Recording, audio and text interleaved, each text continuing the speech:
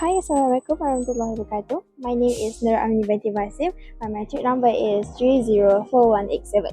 I'm going to explain something that probably affects you right now. Every product you own, your phones, your clothes, your laptop, traveling on a ship across the ocean to get to you. Why? Because a huge conflict between US and China that reshaping how the entire world trades. I'm going to break this down so that even if you're not here of this before, you will understand exactly what happening and why it's matter. First, let me explain what a trade route actually is. Imagine if you're a company in China making t-shirts to sell them to people in America, those t-shirts have to travel somewhere and they travel by cargo ship. For like 30 years, most ships carrying Chinese food took the same basic route. Leave Shanghai, cross Pacific Ocean, arrive in Los Angeles. Take about 10 days, simple, direct, and efficient. So here's the problem. The United States and China has gotten into what called trade wars. And I know that sounds complicated, but it's actually pretty simple to understand. Think about it this way. When China sells stuff to the America, the US government can say, we're going to add an extra charge to this. That is called tariff. In 2018, America started charging 28% extra on the Chinese products. That means if a product normally costs $100, now it costs $125. But that was just the start. By 2020, it got crazy. Tariff jumped into 145%.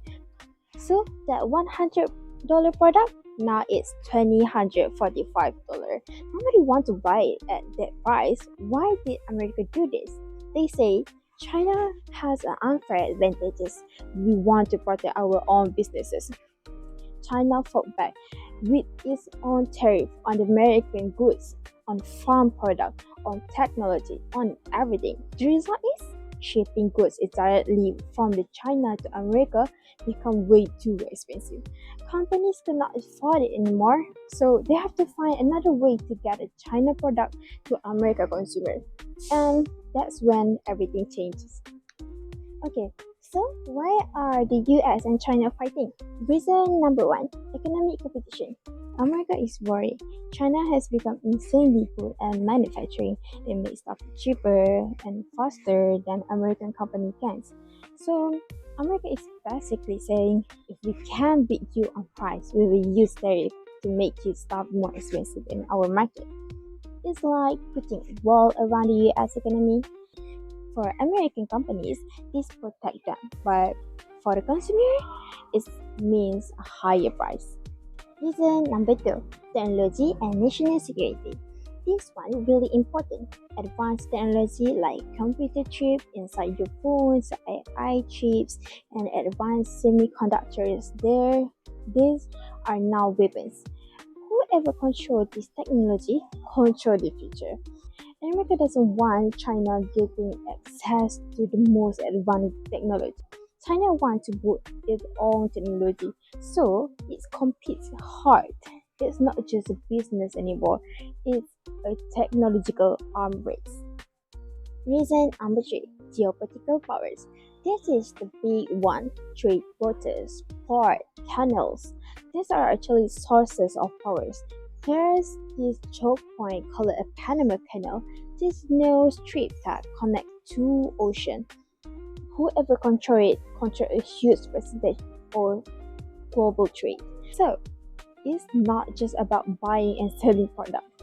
It's about who gets to be the boss of global trade. Alright, so when tariff got so high that shipping directly from China to America became impossible, they start using workarounds, new routes, new paths. And these routes are still active today even after some tariff come down. Here what the companies start doing. Instead of shipping directly to the US, they ship to the Mexico, especially to the port called Manzanillo. Why Mexico? Because America and Mexico have a free trade agreement. That means goods can move between them with basically no tariff. So the strategy is sneaky but legal. a Chinese company sent a container to Manzanillo, then they repackage it or they just put a Mexican label on it and ship it to the US. From an official standpoint, it's Mexican goods entering the US tariff-free. Does it work? Yes! In 2025, the cargo through Manzanillo jumped into 15.7%. It's one of the busiest ports right now. Here another genius workaround. Vietnam. Instead of making something in China and shipping it to the America, you make it in Vietnam instead. Why? Because Vietnam doesn't have the same tariff problem. Here how it works. A phone company sends phone parts from China to Vietnam. Vietnamese workers assemble the phone, then Vietnam shipped the finished phone to America. Officially, these are Vietnamese made phone, not Chinese, so they don't get hit with a crazy tariff. Real example, Vietnam imports about 154 billion in goods from China every year. Then Vietnam exports about 126 billion to the United States. That's the same stuff, just assembly in Vietnam instead of China. In November 2024, China opened a massive new port in Peru called Chenque. This isn't just any port, this is a geopolitical power move. Historically, all trade between Asia and South America had to go through the Panama Canal. It is the only practical shortcut between the oceans. The US has traditionally had a lot of influence over that canal. But now, with the Kenke port open, ship can go Shanghai straight to Peru and go to South America. Why does this matter?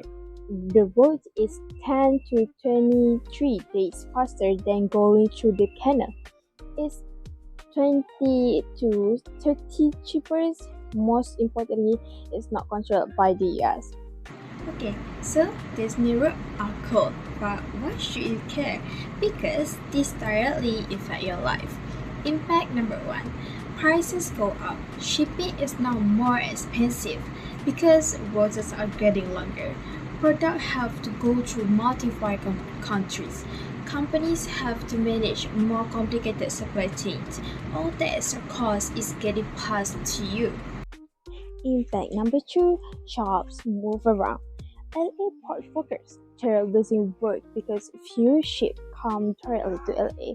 Mexican port workers, they are getting more work because more ships stop in Manzanillo. Vietnamese factory workers, they are getting work. It's not that words disappear, they move. So, impact number 3, supply chains become less reliable. Before, everything went one way, China, US. It's simple. If it broke, everyone knew about it. Now goods go China, Mexico, US, or China, Vietnamese, US, or China straight to Peru. It's complicated. If Vietnam raises tariffs suddenly, the whole Vietnam supply chain breaks. If Kenke port has a problem, South America trade break. We have made a system more diverse but also more fragile. Okay, so here a recent development. In May 2025, the US and China signed a truce. America dropped tariff from 145% down to 30%. China dropped tariff from 125 down to the 10%. That's huge drop. Suddenly, the shipping from China to America become way cheaper again. But here's the thing, even though tariff come down, the new world did not disappear. So that's the problem. But what are the actual solutions? Solution number 1. Create fair multilateral trade rules instead of US vs China. Get all the countries to agree on fair tariff levels and trade rules. The World Trade Organization (WTO) is supposed to do this, but it's weak. If the WTO were stronger, it could set rules that everyone follow. Benefit of this, companies would know what to expect. It will reduce unpredictability. The problem is the US and China have a completely different interest. It's hard for them to compromise. Solution number 2. invest in truly natural trade hubs. Instead of having borders controlled by the US or the China, develop part in truly natural countries. Places like Singapore and Dubai already do this. They're not linked with any superpower, so everyone use them.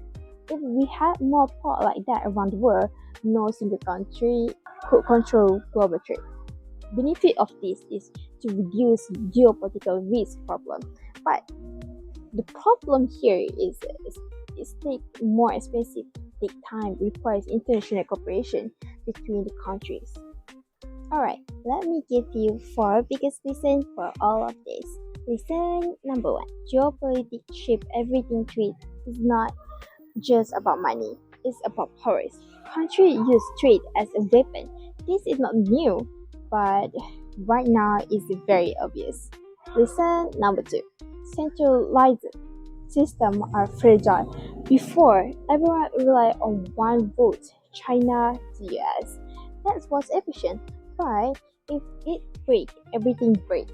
Diversity is more resilient, but it also messier and more expensive.